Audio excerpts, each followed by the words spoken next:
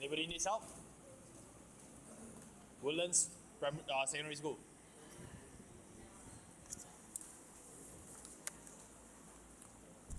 Oh, question 21. Oh, okay. Okay. Then I foresee my job today will be very easy.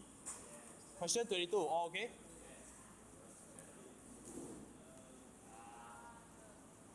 '23? Sorry, 22 part 3, is it? Kinetic energy at point aura.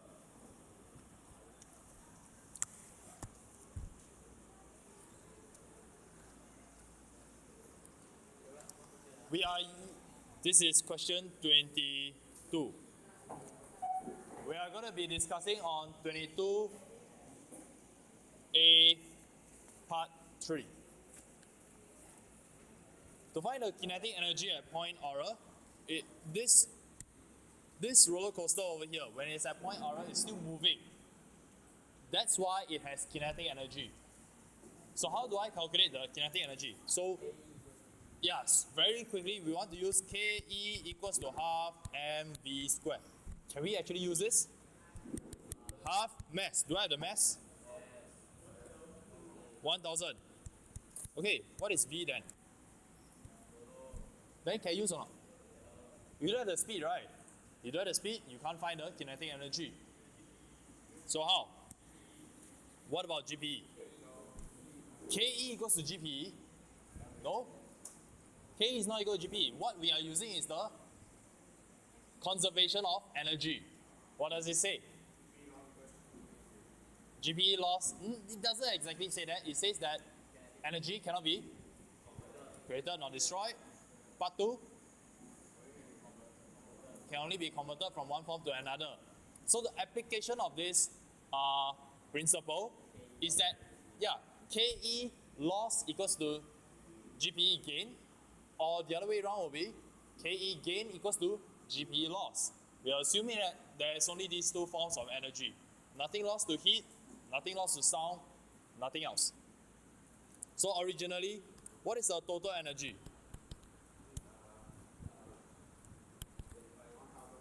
This is equals to GPE plus Ke. These are the only two, right? How much is the GPE? mgh plus half mv squared. M, the mass is 1000 times G, which is 10, times the height, which is 25, plus. How much is the Ke initial? Initial is half times 1000. What is the initial speed? 0. They said 0, right?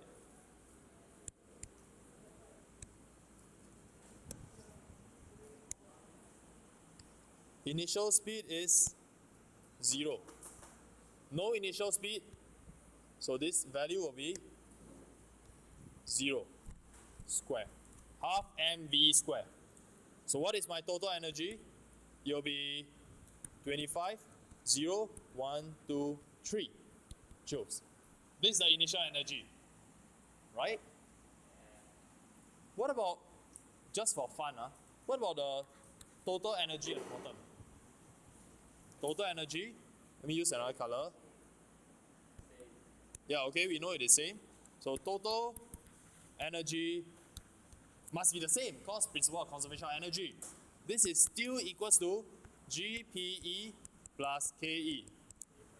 And we know that this is supposed to be equals to 250000 joules. Supposed to be this. Then how much is the GPE? This is mgh plus half mv squared. Supposed to be this way lah. And the mass is 1000. G is still 10. What about height? Height is 0.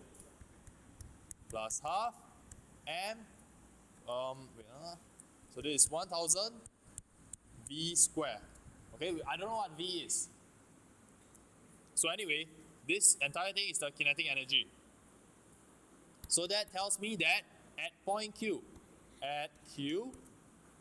total energy is 250,000 joules, meaning no GPE, so Ke is equals to 250,000 joules.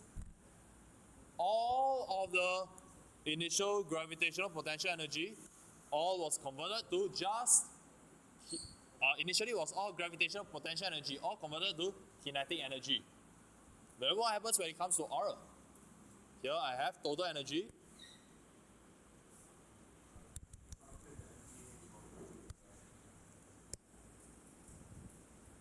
What's a good color?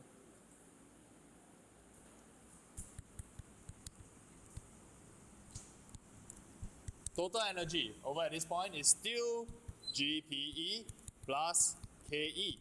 Only these two forms. And how much is the GPE? Still mgh plus half mv squared. That is KE. M, the mass is 1000.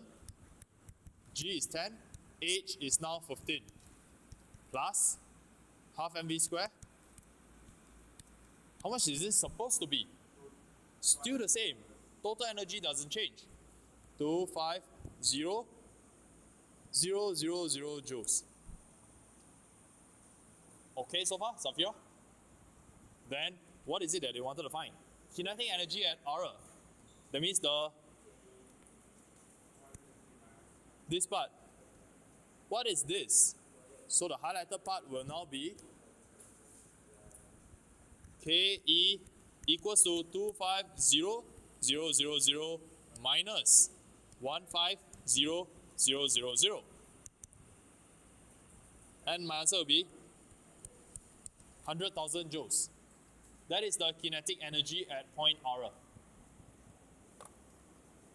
So what is the concept used? It is conservation of energy. Where energy cannot be created, cannot be destroyed. So the total stays the same.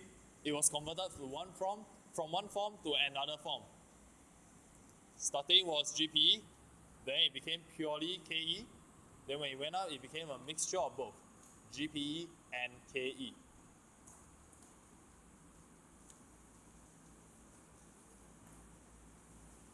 Then, anybody needs explanation for part B?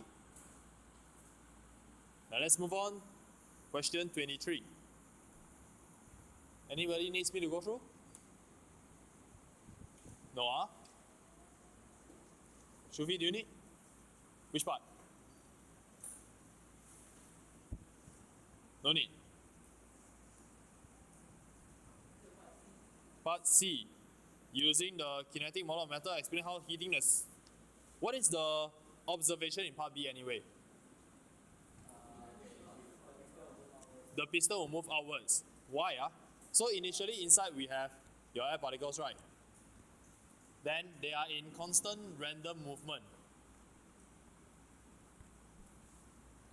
Okay, these curved lines that I'm drawing is just to show you the motion. When you heat it up, they start to gain, what do they gain? They gain kinetic energy, right? So, when something gains kinetic energy, how do they move? They move faster, and they will collide into each other more frequently, right? So, they will change direction more frequently. So, two things happens when you heat up a gas. The molecules, the particles will move faster, they will change direction more frequently. So, when they move faster and they change direction more frequently, initially, okay, let's rewind. Initially, no fire. So they are just moving, and sometimes they will bump into each other, sometimes they will bump into this piston over here. So they bump into it, bump here and there. Now when I turn on the fire, do they bump into the piston more frequently? Yes, they do. Do they bump into the piston at a higher speed? Yes. So what do you expect the piston to behave if you keep punching it faster with more speed? It will move outwards, no? So the explanation in our paper was that the particles gain energy and move faster, thus exerting a greater pressure on the piston. Why do I say pressure? Just now we were talking about them colliding, right? So it exerts a force. But since the piston has a surface area, we take the force divided by the area, we get pressure lah. Okay? So this is what we mean by air pressure. So based on this example, let's say I have gas. It is trapped inside a container. Let's say it is this container over here. It is airtight. Okay, that means the air cannot escape. No air can go in also. And this container has a fixed volume. Let's assume that this container cannot expand. It cannot contract. So originally there is air pressure inside, right? When I heat up the air inside, what happens to the pressure? Increase or decrease or stay the same? Increase. When I heat it up, air pressure will increase because they gain energy.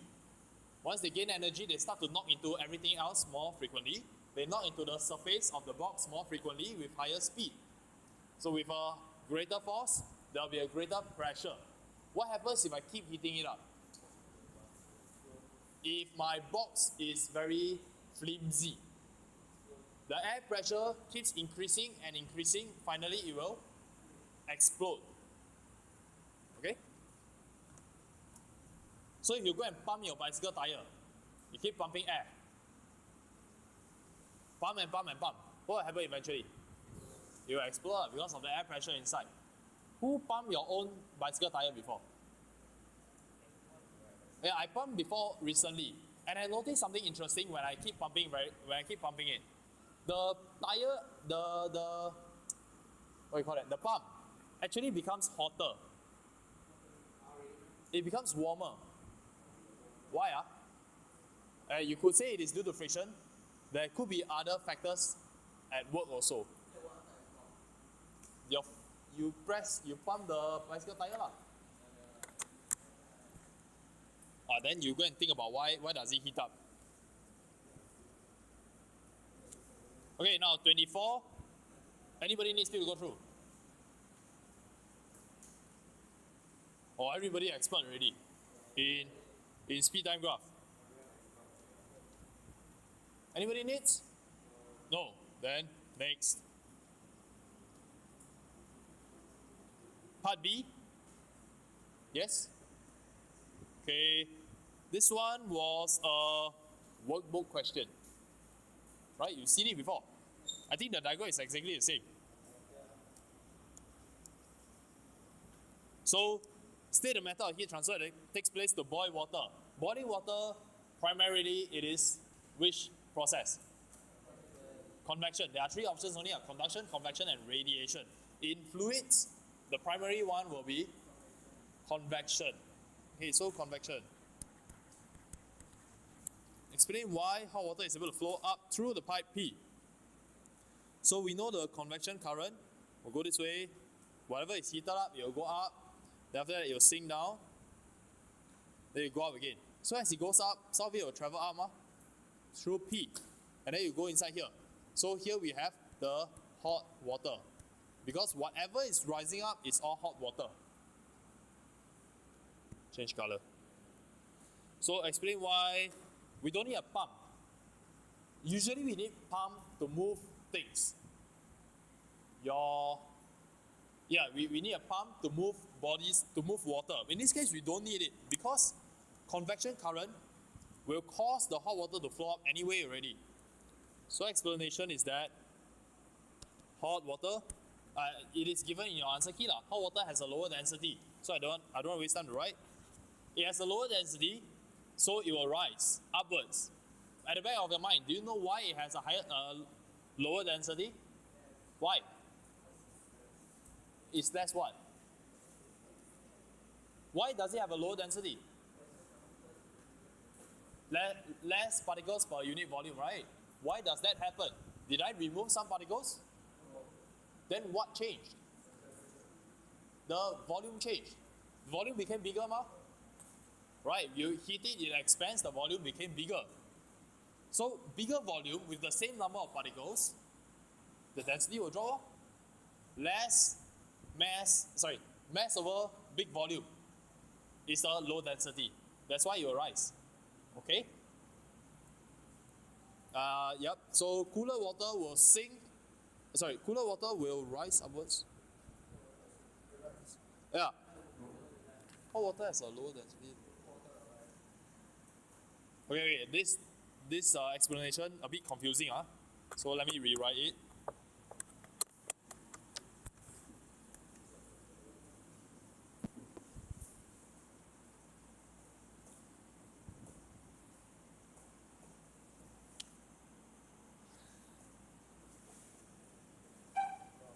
Yes? Yeah, all our class.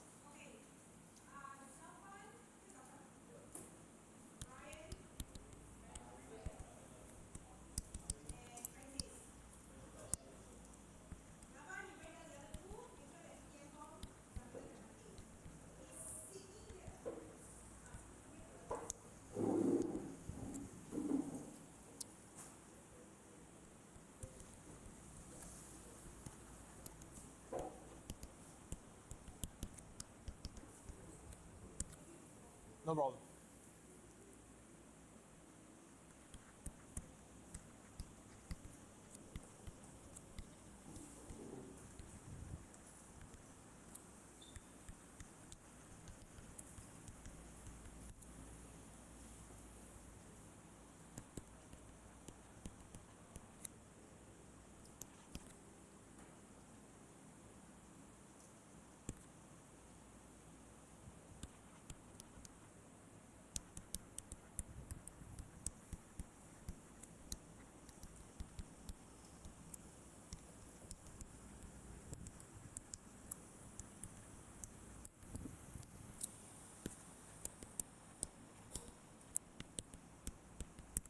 Okay. Can understand what I'm writing? So please make the amendments.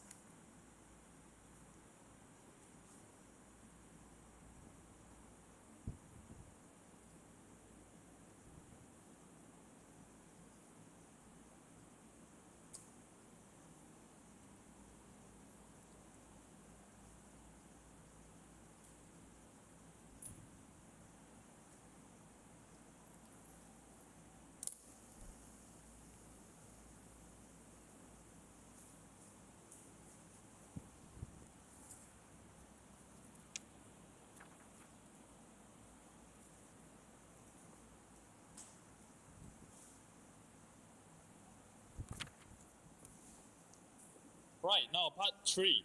Why are the outer surfaces of the boiler and hot water tank painted in silver?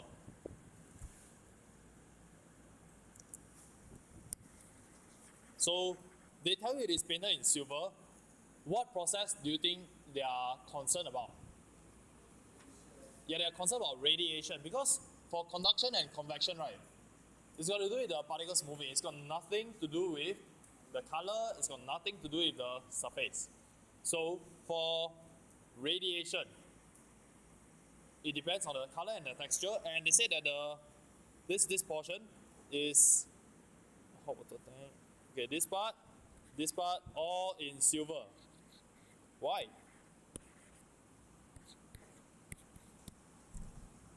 What do you think is the context of the question? Are they concerned about retaining heat, or are they concerned about giving out heat? Are they concerned about the boiler and the tank emitting heat or absorbing heat? They are concerned about emitting, right? So do they want the boiler and the tank to emit a lot of infrared radiation? Do they want that? They don't want to emit too much infrared radiation. Otherwise, you boil all the water, then it will cool down. So you boil water, the whole purpose is to keep it hot. So they do not want it to emit infrared radiation. So in order to do that, they will paint it silver, because silver is a poor emitter of infrared radiation. So context is important. Silver is a poor emitter of infrared radiation. This will reduce heat loss through radiation.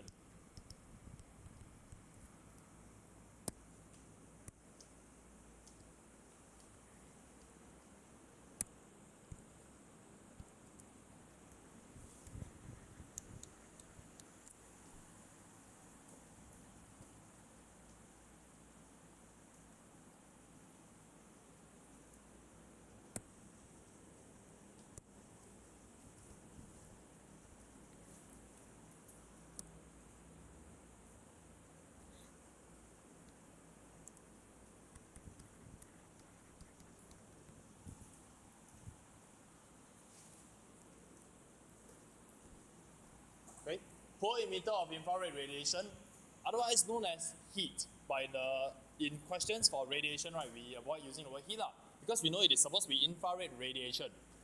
So, and this will reduce the loss through radiation. This yellow color one, radiation, is the process. Either your conduction, convection, or radiation. In this case, we are talking about a process. Okay? Who needs more time to copy? No, then question 25. Who needs help? Nobody? Then part B?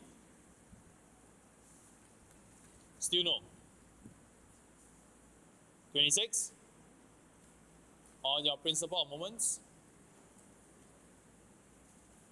Nobody? Part B? Still nothing. Oh, then we are done.